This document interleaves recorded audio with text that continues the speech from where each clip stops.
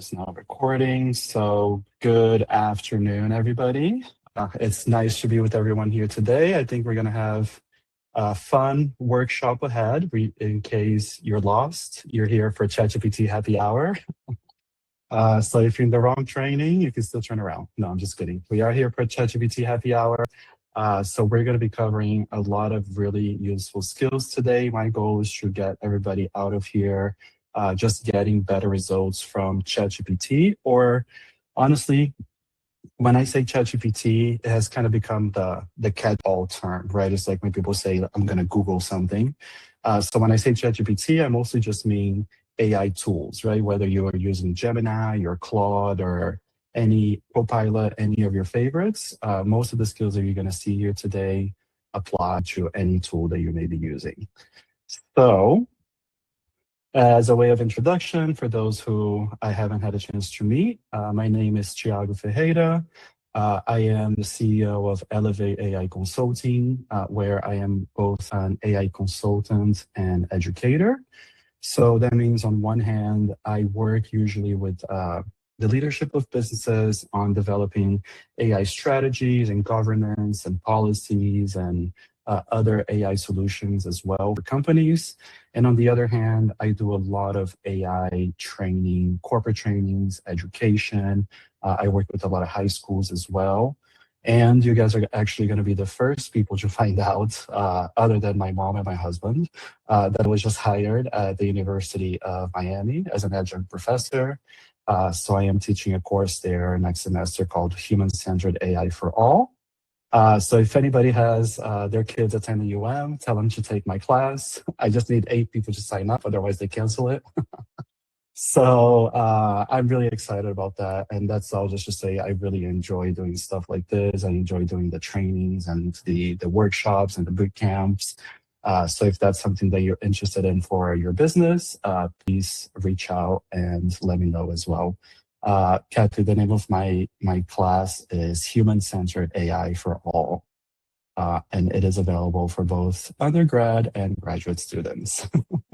So I'm excited. I'm preparing that course. That obviously starts next semester in August. So back to the topic at hand. What are we going to be covering here today? I'm going to start with some prompting basics. As some of you may know, prompting, the way that you prompt, the way that you structure the input that you put into ChatGPT is actually the most important part. If you've attended my AI Fundamentals workshop that I've done for the Chamber in the past, you've seen a little bit about it, so it's going to be a short refresher. Then I want to talk to you about some of my favorite ChatGPT features. So we're going to look at the ChatGPT deep research mode, which can become your personal research assistant. I want us all to take a look at our ChatGPT security and privacy settings so we can make sure that we're not training our competitors with our company data, right? Then we are going to take a quick look at your ChatGPT personalization settings, the memories that ChatGPT is saving and accessing about you, and how to connect other apps to ChatGPT so ChatGPT can access and do multiple things for you with your information. And then finally, I want to show you ChatGPT agent mode in case you have not gotten to see an AI agent in action yet. And you can hopefully get some ideas of different ways that you can have your own little AI assistant agent for your business as well. So let's start by talking about prompting, right? Again, if you've attended my AI Fundamentals workshop in the past, this may look slightly familiar. So let's do a quick refresher. And the concept with prompting is that what you get out of ChatGPT is only as good as you put in. They call it garbage in, garbage out. So if the prompts that you put into ChatGPT is vague, lacks information, doesn't have correct information, the output, the answer that you're going to get from ChatGPT is also going to be trash. So I have this framework that I call the PREPA framework. I know that you're all familiar with PREP. This is the PREPA framework, okay? So add an A at the end and you can easily remember it. And it stands for, and I'm going to go through it one by one, this is how you want to structure your prompt. So let me give you an example, right? And I always like to give the example. So I get home from work, right? And I'm hungry, right? And as it happens, as it always happens, right? There's nothing to eat, right? Or there's nothing that I feel like eating that day. So I call my husband and I'm like, hey, hubby, can you bring home dinner? And my hubby, of course, says, yeah, of course, I'll grab some dinner, right? So then an hour later, my hubby gets home and he brought Chipotle. And he did a pretty good job. Right? He remembered that I'm eating the brown rice. He remembered that I like the guac instead of the queso, etc. He really made it just the way that I usually like it. But I am a true Miamian, and today I was just really in the mood for for Publix chicken tender sub. The problem there, so I'm still not satisfied, right? Even though I got what I usually like, it was customized the way that I usually like it. It was with the things that I usually want. It was still not what I wanted that day. And that's actually my fault, right? I told my hubby, grab dinner, and he grabbed what he knew I liked. It just wasn't what I wanted. With ChatGPT is exactly the same, right? We have to remember that these tools do not live in our heads. When we talk about artificial intelligence, the artificial comes from the machines, the intelligence comes from you. You're supplying the intelligence. So you have to tell it exactly what you want. Give it information so that it can give you a good answer. So that is why the PREPA framework. So first, when you're writing your prompt, you're going to start with, we're going to go through one by one, the pre-existing conditions. So you're going to tell ChatGPT the context, who you are, what is your situation, the relevant context that will give it will paint the photo for what you want. Right. So think of it, if you're working with a consultant and you had to give them an initial brief the first time that you meet, you're going to give them a lot of information, right? So they can do a good job for you. So a bad prompt example is help me write a marketing email, right? That's vague, that has no information, that allows ChatGPT to guess your industry, your audience, your tone, your goal, and it makes a lot of assumptions, just like my hubby, right? Bringing the queso instead of the guac when I didn't even want that in the first place, right? So a good prompt, right? I own a boutique hotel in South Beach that caters to, and I have to move this, LGBTQ travelers. We just renovated our rooftop bar. I want to drive bookings for Pride Month. Specific. You tell me who's your audience, who you are, why you're asking for that, what is the objective. So you're giving it the pre-existing conditions. Then you want to assign a role to the AI. Tell ChatGPT who to be. So if you're planning a trip to Puerto Rico, ChatGPT, I want you to be the best travel advisor there ever was. Ask it to be a hospitality expert, a business development expert, a market analyst. And that really helps because the single steps really shapes the tone, perspective, and expertise of the response that ChatGPT is giving you. So obviously, if you tell it, hey, explain this to me like I'm in fifth grade, is going to be different than, hey, give this to me, pretend you're a lawyer. That's going to change the tone, that's going to change the scope, that's going to change the knowledge, that's going to change everything. Then you want to give ChatGPT explicit instructions, right? Notice that it's not an I, the acronym is not PREPA, it's an E for explicit instructions. So this is your actual task. Be specific. Vague instructions produce vague results. So again, a bad example of explicit instructions would be, give me some ideas for my business, right? A strong instruction is, give me ideas for a marketing plan that increases foot traffic to my Wynwood restaurant by 20%, et cetera, et cetera, et cetera, as you can see there on the slide. You're telling it specifics. You're saying, so you already gave it the context, you assigned it a role, and now you're telling it exactly what you want. Explicit instructions. Then, I'm sure you've all noticed, ChatGPT loves to give you too much, right? It loves to make assumptions. It loves to give you extra. It loves to offer you extra things, too much. So you want to actually put it in a box. give it parameters, right? So for me, for example, for my YouTube videos, they usually have to be 1,500 characters or less. So I tell ChatGPT, give me a description that is 1,500 characters or less. Write exactly 3 paragraphs. Do it in bullet points, right? Make it 3 pages. As far as tone, right? Make it professional, make it conversational, but not corporate, right? Make it um, approachable, right? As far as format, give this to me in a table with columns for action, timeline, cost, client name, etc. Right? Give it to me in a Google Word doc, right? In a Google Doc, on a Google Sheet, or in an Excel. And then you can also tell it the sources. Hey, only reference data from 2023 and after, or don't use Wikipedia, or only use reputable news agencies.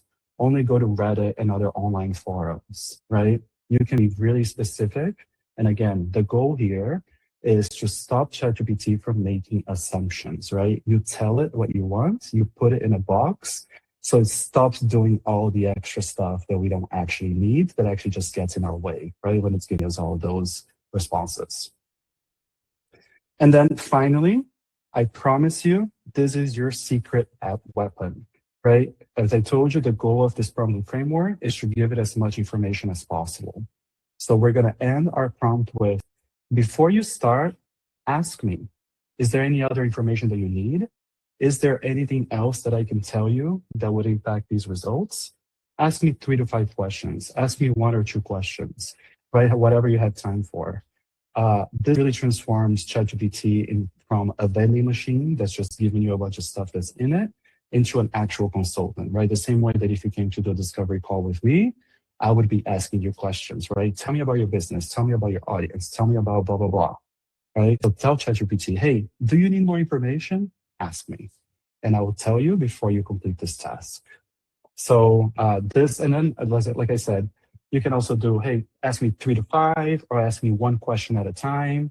Because again, ChatGPT loves you too much, right? If you just say, ask me questions, it's going to come back to you with 25 questions that you don't have time for. And so giving it some parameters there as well.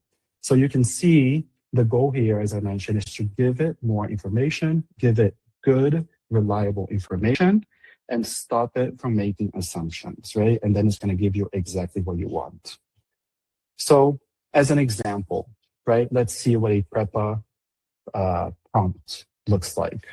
So I am a certified LGBTQ plus event planning company in Miami. We specialize in corporate events and have 3 employees and about $400,000 a year in revenue. And we want to scale up to $1 million a year. So for the role, act as a business growth strategy who specializes in scaling service businesses. For explicit instructions, create a 12-month roadmap identifying top revenue opportunities, milestones, and marketing channels. Then we're going to get some parameters, right? Format this as a quarterly timeline, keep it actionable, not theoretical, include estimated revenue and impact per milestone. I could have also added here, make it a 2-page document, give me the budget in a Google Sheet, right? And then to end, before you start, ask me 3 to 5 clarifying questions that can help improve your response. And so structuring your prompt like this, and even including more information, right? This is a little short just for a workshop today. If this was my real prompt in my work, it would be a lot longer than this. It would include a lot more information. I would include more figures. Anything that I know already, I would include it so that the AI doesn't assume it. So that is a little bit of a refresher, as I mentioned, of our PREPA framework. I really encourage you to use it. If you can't remember all of that, remember one thing: give it more information. Don't let it make assumptions. Garbage in, garbage out, right? So remember that. You're going to get much better results moving forward. So in line with that, I did want to talk about one of my favorite tools, and it's called Deep Research Mode. So Deep Research Mode is ChatGPT's most powerful research tool. It is not going to give you an instant response. So when you enter a regular prompt, it gives you a response right away. Deep research mode can spend anywhere from 5 to 30 minutes or so doing research for you, depending on what you're researching about. Reading dozens or even hundreds of sources and compiling a full-cited report for you.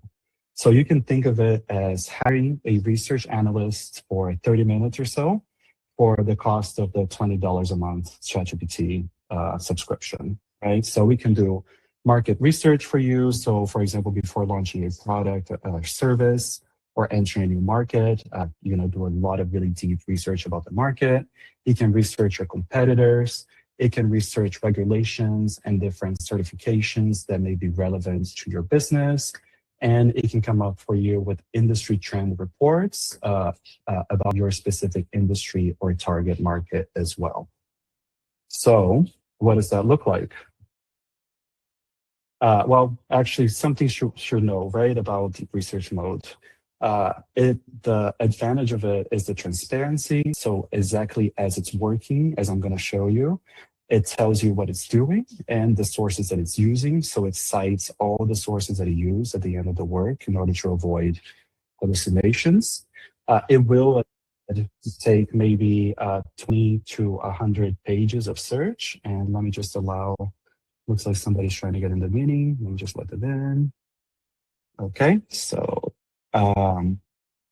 it will read between 20 and 100 different pages for you, depending on what you're searching, and it will synthesize information for you. So it'll put all of those different sources together, synthesize it, make logic out of it, and then draws conclusions. And so it avoids plagiarism as well in that sense. So this is your business partner. It can be your investment advisor, your own team of researchers ready for you to use. And I'm going to show you how to do it.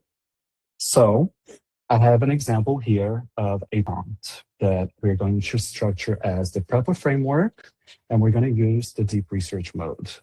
So the Miami LGBTQ Chamber represents hundreds of LGBTQ plus business and allied in the Miami-Dade county across hospitality, legal, real estate, etc. And many of our members are business owners seeking revenue growth and competitive advantage. And 1 second, someone else trying to get in. Let's do that. We got to let her in, right? For the role, we want ChatGPT to act as a market research analyst. For the instructions, I'm going to tell it to identify the top 5 highest growth opportunities for small LGBTQ-owned businesses in Miami-Dade from 2024 until today. And for each one, I want you to research the market size, the competition level, what are the startup costs, and give me concrete examples. For the parameters, I've told it use just data since 2025, include a professional report, only include accessible or trustworthy sources, and include links. And then as always, I'm telling you to ask us before starting. So let's go ahead and we're going to enter this into ChatGPT so that we can see how it works. And we have to share that other tab.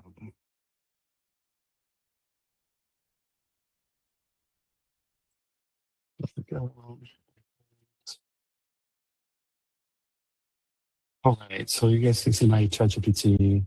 Yes, you can. So once you're in ChatGPT, in order to access these different features that we're going to talk about today, including the research mode, you will just hit right here on the plus sign. This is the same place where you would go if you wanted to add a photo or a file, for example. But we're going to choose deep research mode. And just to be clear, this is only available if you're paying the $20 a month subscription minimum, right? So you click on deep research mode. We're going to put in our prompts. Obviously, you don't have to write context and, role. This is just from our slide, right? And for today's workshop, the prompt that I just read. And as always, I'm telling you before you start, ask me 3 to 5 clarifying questions if needed. So sometimes it doesn't ask questions, sometimes it does. So let's see what it's going to ask us, if anything.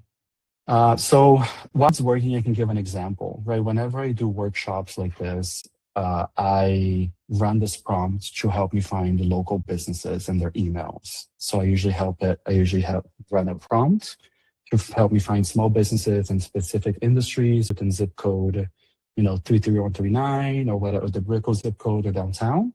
And then I email those businesses, inviting them to my workshop. So it's a great way to generate leads as well, as an example. So ChatGPT is asking us questions here for our deep research.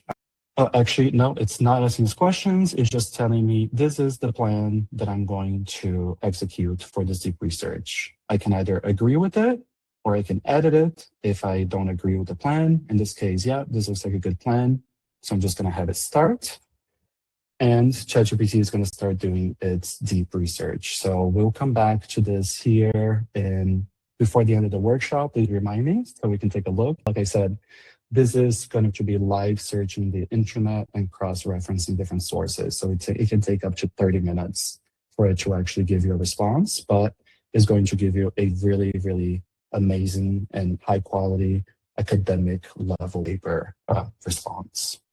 So while that's working, let's talk about your security and privacy settings. Like, this is so important, and it's the number one thing that businesses and people, private as well, forget.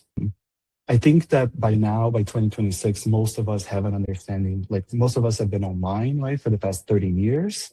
And we understand that when something online is free, that means that you are actually the product, right? They're using you, they're using your data. That's how they can provide you the service for free.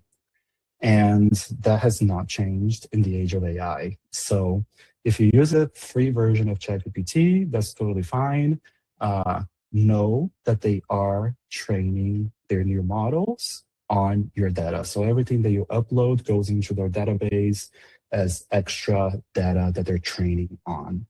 And so what that actually means is that when they release new models, some of the stuff that you uploaded can come up in responses, right? So if one of your competitors is searching for specific things and happens to ask about the services that you offer, different plans that you've uploaded to ChatGPT, that can actually come out in their answers. So let's make sure that we are not training ChatGPT or our competitors, right? And we're going to do that by very simply, you're going to go to your settings. So if you're on the desktop, it is on the bottom left. If you're on your phone, you should be able to easily find it as well on your settings. So once you click on settings, we are going to click on data controls. And where it says improve the model for everyone, it sounds really nice, right? But it's actually not. Turn that off. Just turn it off and they won't be training on your data. So that's the number one thing. You can also take a look at the other data controls here that you have. So look at different chats that maybe you've archived in the past. You can clear all your chat history, delete it all. If you are someone that's decided to use a different AI tool out there, maybe you heard about Claude or about Perplexity and you want to give it a try, you can also export all your data here and upload it to that new tool so you don't have to start over. And so that's number one, your security settings. Let's make sure that you have improved the model turned off. We do not care about them helping them improve their model, okay?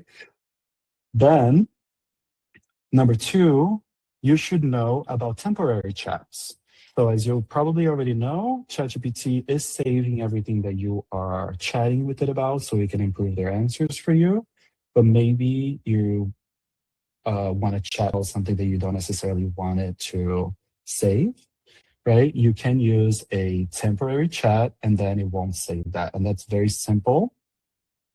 When you're here, creating a new chat, up on the top right, if you're on the desktop, and maybe I can zoom in, yeah, on the top right here, turn on temporary chat, and then that will be on. You can chat with it about everything that you want, and it won't be saved. So think of it as the incognito mode, right, in your Google Chrome browser, for example. This is the ChatGPT version of that. So know about that. And then We're going to talk a little bit more about connected apps here in a little bit, but you can connect other apps to ChatGPT, and so ChatGPT can cross-reference different things for you. So you just want to always make sure that you review that and ensure what you're giving ChatGPT access to, right? So again, we would go to the settings, and there is a tab here called apps. Now, there's a good moment to talk about this. In case you didn't know, you can connect ChatGPT to different apps. So as you can see here, I have it connected to Gmail and my Google Drive. I should have it connected to my Google Calendar as well. I'm not sure why. But what this means is that ChatGPT can reference my emails directly. It can reference documents in my Google Drive directly as well. It can check events on my Google Calendar. And let me see, there's someone else trying to get in. Okay. And it can, do a lot of different things. So always check which apps you currently have authorized. And then, of course, to add more apps and make ChatGPT more useful for you, you can click here on Add More. And as you're about to see on my screen, there is a plethora of apps from Photoshop to Booking.com to OpenTable and TripAdvisor, Spotify, and so many more. Probably if there is a software out there that you're using on the day-to-day, you can search for it here and find it. And most of them are free to connect. And it will just make ChatGPT much more useful for you, right? So as you can see here, Adobe, Photoshop, Asana, Dropbox, right? Diego, great question. So Diego is asking if it's safe to connect ChatGPT to your Gmail. And my answer to that question is a very strong maybe, right? So we can only trust these companies so much, right? So I would say OpenAI is as trustworthy as any of these other major tech companies, right? So if you trust Google, if it's something that you would upload to Google, I wouldn't have a problem with uploading it to OpenAI as well. We have to understand these companies, these tech overlords are all the same, right? And so is it safe as far as you're going to get hacked? I don't think it will. Is it safe as do I trust these companies with your data? I'm not so sure, right? So take that. Well. Thank you, Thiago, because I didn't know that you can do that. And you know that now that ChatGPT has all the information, and besides like giving them all my own information for Drive, I not feel safe with that. I know that Gemini will have it because it's Google, so they already have access to everything, but I don't trust. That's the thing, right? That's what I say with a grain of salt, right? Like I'm an AI actually. I call myself like I'm an AI realist. Like I'm never the guy that's coming in here and telling people let's apply AI to everything. I'm actually quite skeptical, right? So when somebody asks me, can I trust this? My answer is always maybe, right? We don't know. Like we don't know. These companies are not transparent, right? But what I can say is there's safety of data. If you trust the company, so to speak, they will protect your data just as well as Google would, as Microsoft would, and any of these places can be hacked, right? But as far as do you trust them, as how are they going to use your data and weaponize it against you to make you buy things? I don't know that I trust them with that, right? So just being real. Thank you. Diego, I'm gonna be careful with the Gmail because Gmail is I use it sometimes for like a personal, but my work email, for example, from the company that I do the client development, that is different platform. Do you think that it's gonna be safe to Yeah, so kind of same answer to Diego, right? I happen to think the opposite of what you're saying, right? Like I have it connected to my work stuff, my Gmail for work, because I care a little bit less about that. I mean, I really care about my work, but like there's nothing private there that is really gonna, get out there. But I don't connect it to my private Gmail, you know what I mean? Even because also most of the things that I needed to connect to Gmail would be work stuff anyway, so there's not really much of a point for me, right? But I do have it connected to my Gmail, as you saw, and so yeah, I trust it as far as I can throw it, basically. You know what I mean? So So, yes, connected apps. Explore through here and see what is available that you're already using. It's really, really useful, and then ChatGPT can access it directly. But again, the point being, from time to time, just make sure that you go into your settings and take a look at the different apps that you have connected and ensure that you want them to continue having access, right? Beyond privacy settings, I would love for us all to take a look at your personalization settings and custom instructions, because this will save you a ton of time, right? So remember, I told you the PREPA framework. The first thing we should do is give it the context, right? Who you are, what's going on with the project, blah, blah, blah. This will really help you make that process a little bit shorter. So you're not going to have to repeat every time who you are, right? It's already going to know that. Maybe in that point, you can just start with the context of the question, the context of the problem that you're trying to solve. But it's already going to know about your company, your goals, your clients, the usual tone that you like it to have. And so to access that, we will go back to our settings. So again, if you're on the desktop, it's on your bottom left. And you're going to click, you can either click on settings or click on personalization. Either way, it's going to get you there. And you're going to see some, there you go, let me zoom in. And you're going to see some really cool settings here that you can change. So first one being the base, tone, and style that ChatGPT talks to you all the time. You're going to see there's a ton of choices here, from just their default to professional, friendly, candid, quirky. I have mine set to nerdy because that's just my vibe, right? But you can, it's cynical if that's who you are as a person. You can automatically have that already set up for you, right? Then you can also set some other characteristics for it, like how warm is it? How enthusiastic is it in its responses, right? I know some people get annoyed how ChatGPT is always like, oh, wow, amazing, you're a genius, you know? So if you want to reduce that, you can do that here. If it uses more headers and lists is another setting. Whether or not it uses emojis is another setting. And then you can also add some custom instructions. So for example, for me, I tell you like it is. Don't sugarcoat your responses.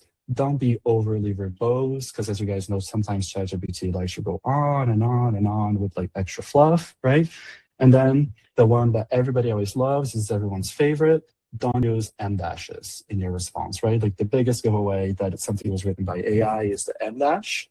So I specifically tell my ChatGPT, do not use that in your responses. Stop that.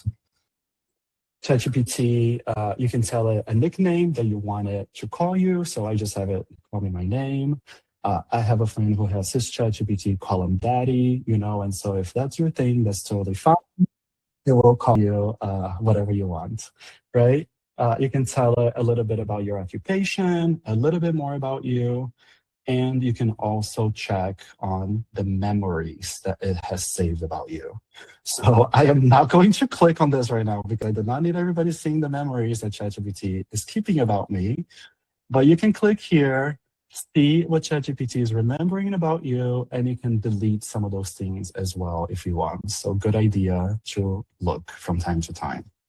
And I think somebody else was trying to get in. No, they left. Okay. I'm gonna ask you something, Diego, quickly. Just tell me. I know that the dash is the main issue right now. So now thank you for the setting, because what I do, I told ChatGPT all about me, who I am, how I write in Spanish, how professional I like to be. And I told him exactly the way that I do my emails in Spanish. So I want to do it the same in English. So all the time when I write in English, he gives you correction because technically I've been writing the way that. But my question with the dash, my husband is a very executive person. Yeah. And he always used the dash. I like the way that he write his email professionally for chamber, for board and things like that. And I always wanted to be like that. I wanted to be very professional doing the dash. So I asked ChatGPT like a training on how to use that. So I started using that by default, not because he's doing that. But now people are thinking not to use it because that's ChatGPT thing. So what do you think? I don't know. Well, it just depends on your work, right? So for me, I always review everything that I never just send out something that ChatGPT just writes for me anyways, right? I usually review it, I make some edits, and then I send it out. Like, I don't necessarily want things to just look, I mean, obviously everybody knows I'm an AI consultant, right? I'm using AI for a lot of the things that I do. It's not a secret. I'm not trying to hide that I'm using AI, but people feel a type of way, right? When they get an email and it's very clearly like 100% AI and no human emotion behind it. So I think the M-dash thing specifically, ChatGPT is going to continue changing. It's already using it less often. Now, the new thing with ChatGPT is a list of 3 things, if you've noticed. It's like, oh, this is what we're going to do today. 1, 2, 3, and like every post on LinkedIn looks the same, It's like, oh, it's not about this, it's about that. You know what I mean? And like ChatGPT tells everybody those answers. And so there's things that go changing over time. It just kind of depends on how your work comes across to your clients and how you want it to look, right? And so for me, I say no on dashes, and it's helped save some time. So those are your custom instructions and memory, right? Remember to make sure to add your custom instructions, and then from time to time, check what memories ChatGPT is saving and remembering about you. And oh, there you go. I had a section here about connected apps, but we've already just covered that when I was talking about the security settings, right? So again, Gmail, Google Calendar, Google Drive, I believe Microsoft Office apps are in there as well, different CRMs. Make sure that you connect those apps, and again, only available for the paid subscriptions. And then finally, the last ChatGPT power tool, I would say, that we're going to look at today is the ChatGPT agent mode. So I know that you've heard a lot about agents so far. It's kind of the talk of the town right now.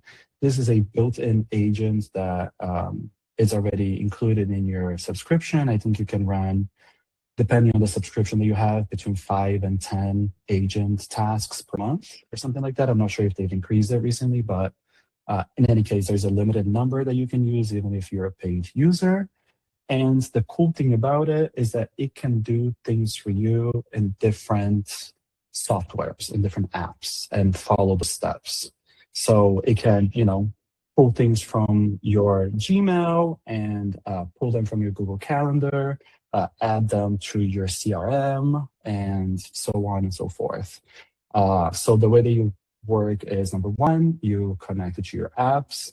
Number 2, you clearly articulate the task that you want. You give it the different logins that it needs. If it doesn't have already through the connected apps, make sure that you're using the PREPA framework so you can get really good results. Then you're going to review and approve the step-by-step that ChatGPT will give you, and ChatGPT is going to do it for you. And I'm about to show you an example. Let me let Pablo in. All right. Let me show you an example of ChatGPT agent in action. So, as a use case, this thing keeps, right. As a use case, right? Okay, sorry guys, this thing is, there you go. Okay, as a use case, it can read your Gmail, research your contacts, fetch documents for you from your Google Drive and reference them, write a follow-up email to the client, and then add the notes about everything that it just did directly into your CRM that is connected to it. So it's the idea is really taking actions across your different tools and across the web as well, things that you normally would do manually. So the example that we're going to look at is going to be I will read this for you. Let me zoom in. So we always start with the pre-existing conditions, right? I run a real estate business in Miami, and I'm looking to land new corporate clients who are actively expanding or locating to the Miami-Dade area. And then I tell you that I use Google Drive, and I use Gmail, and I use Google Calendar.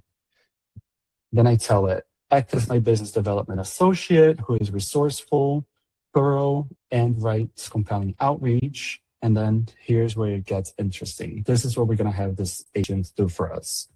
Do the following steps in order.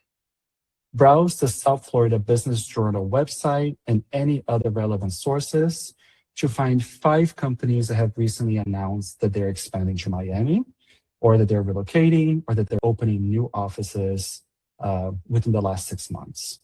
Then for each one of those companies, I want you to compile the names, what they do, what the announcement is about, and the name and title of the relevant decision maker for that expansion project. And then using language and positioning from my actual documents that you can find in my Google Drive, create a one-page or Google Doc, a prospecting brief tailored to these 5 clients, check my calendar for open 30-minute slots over the next week, and then draft 3 personalized cold outreach emails to these prospects and save each one of them as a draft in my Gmail. So as you can see, it's a multi-step prompt, right? I'm telling you to do the research. I'm telling you to create a document with these columns. I'm telling you to look through my Drive for the type of language and the proposals that I usually make. And then look at my calendar for open slots and draft the emails that I'm going to send to these hopefully new clients in my business, right? These new leads. Parameters, I'm telling you, keep each email under 150 words, professional but warm and not salesy. And then I talk a little bit more about the prospecting brief and blah, blah, blah. And then, as always, I end it with, before you begin, ask me any qualifying questions you need in order to get the best results. So let's see if we can get these agents to actually work. Go back to ChatGPT, and I'll show you. Again, when you're creating a new chat in ChatGPT, we would go here to the plus sign, the same place that we found the deep research, right? You can see here there's our shopping research mode as well that we're not covering today, but I encourage you to try it. You're going to select agent mode. As soon as you select agent mode, you're going to see that it's going to show you already the apps that you have it connected to and suggest more apps that you can connect it to so this agent can access them directly on your behalf. I'm going to paste my prompt I just read to you. And let's see if it's actually going to ask us some questions this time or if it's just going to get you work. Stuff depends, I know. It's thinking. Okay. Any questions, anybody, while this agent decide if it's how it's going to work for us? No? All right. So it's setting up the desktop here. And again, you're going to see that it looks just like as if like a ghost was browsing the web. It's going to show us a desktop screen and the agent actually clicking through different things and completing that task for us. The cool thing about this also is that you can sit there and watch all the you want, and people do. And it's interesting. But at any point, if you see the agent's doing something that you don't want it to do, you can also stop it. So there is a trigger for you to stop the agent because that's anything that you don't want it to do. Did somebody have a question? Sam, yeah, you had a question. Yeah. Thanks. So, using this, that's kind of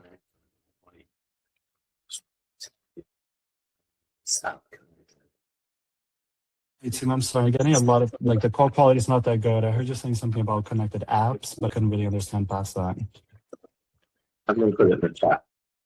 Okay, thank you. I'll take a look there. Okay, everybody, this is not working currently. ChatGPT, as you can see here, it says setting up my desktop, but it's not going. So I'll come back here in a little bit and we can see if it decided to get going. But the idea here being, and this normally works, I promise, it will actually follow all of those different steps and create those for us. And I think I actually have here, there you go. I did run this same prompt earlier today when I was preparing for this workshop, and I have here the result. It defined me those businesses, the names of the, so these are businesses that announced new offices that are going to be opening this year. The decision maker and the other information that I asked for as well, including the prospecting brief that I asked for about market expansions, and the meeting slots that I'm available, and the outreach email drafts that I asked for. So it's extremely impressive, right? Especially, as I said, for me, as someone who is always trying to find leads for my events, this is a extremely, extremely powerful tool. And okay, I'm going back here to my agent. Is it starting? Yeah, the agent doesn't want to work, but again, it will complete those tasks for you. If you have any issues as you're trying to use it for the first time, feel free to email me as well as, and I'll walk you through it. But the key there is providing very specific instructions, right? And using the PREPA framework as I showed you as well. So, as a brief summary, when to use what, right? We just talked about a lot of different things over the past 50 minutes or so. So I have a bit of a summary here for us. If you just need a quick answer or a quick brainstorm, just continue using the standard ChatGPT mode, just as you've always been doing. Make sure that you apply that PREPA framework so you can get better results. But when you need deep market research or analyzing trends or higher quality, very highly relevant output, use the deep research mode, right? If you want work done multi-steps across your different business tools, use the agent mode plus the different connected apps that ChatGPT can access. Remember to use the temporary chat mode if you're uploading sensitive or confidential information or prompts. Remember to check your custom instructions and set up your memory, and turn off data training, right? Very, very, very important. So with that, your homework for this week, hopefully for today, number one, let's lock down your privacy. Do not be training your competitors. Number two, set up your custom instructions. And number three, connect your apps. If you get through all of this, you can do it within the next 15 minutes or so after we end the call. You're already going to be in a much higher quality place with your answers. Then from there, try running a deep research query, whether it's for something personal or for your business, and just try it out. And then have some fun using the agent mode. See if you can get it to go out there and find some real leads for your business or complete a task that maybe you've been putting off doing for a while. And with that, that is the end here. We do have about 10 minutes or so for some questions. I appreciate the Chamber for having me back. I hope that you guys enjoyed the workshop. If you did enjoy the workshop, it really goes a long way for me if you would scan the QR code and rate and view my business. Even if you don't have time to write anything, just leaving the rating there with the stars already is a huge help. So I appreciate everybody's time. And again, if anybody has any questions, I will happily take them here. Thank you, Thiago. It was awesome. It's really interesting. Thank you, Ray. Oh, and I think, yeah, Tim said he was going to upload a question to the chat, right? Let's see. I'm reading all my questions, and you already answered the question during the meeting, so thank you. Good. Okay, so Tim asked, do you need all the apps connected before you ask the agent mode to do something, or will it tell you if it needs apps that you have not connected? Yeah, great question, Tim. It's better if you haven't connected already. But for example, when I was testing that prompt earlier, it did tell me, hey, I don't have access to your Google Calendar. Can you log in for me? And it let me take control. I enter my username and password, and then it continued working from there. So it will stop and ask you if it needs additional access or additional information. I can stop presenting. Any other questions, everybody, that I can answer? Yeah, I put another question on the chat. Oh, you did? Okay, awesome. Let's see. You can just tell me, Ray. We can hear you. Okay. What are some practical ways small businesses or independent creators can turn ChatGPT into revenue-generating tool rather than just productivity tool? Yeah, absolutely. I think one of the main things is finding leads, right? I think for the majority of small businesses, like finding those leads and finding those prospects is such a big part of the work that we do, right? Just generating new business.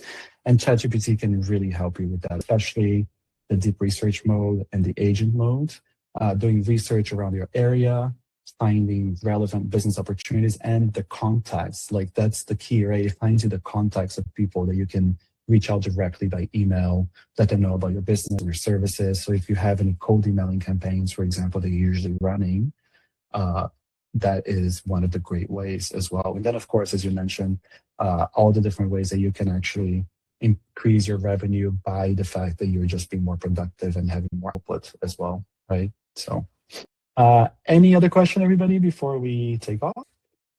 Awesome. Okay, so that being the case, thank you.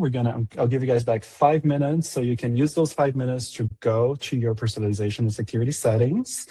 And be productive with that time. I hope that this was useful for everybody, and I trust that if you do apply these things that we saw today, you are going to get much better results from ChatGPT or any other tools that you guys use. So thank you, and I'll see everybody at the next event. And this webinar is going to be on YouTube channel for the chamber. So thank you everybody for your participation. So well, thank you, Thiago. Okay, thanks everybody.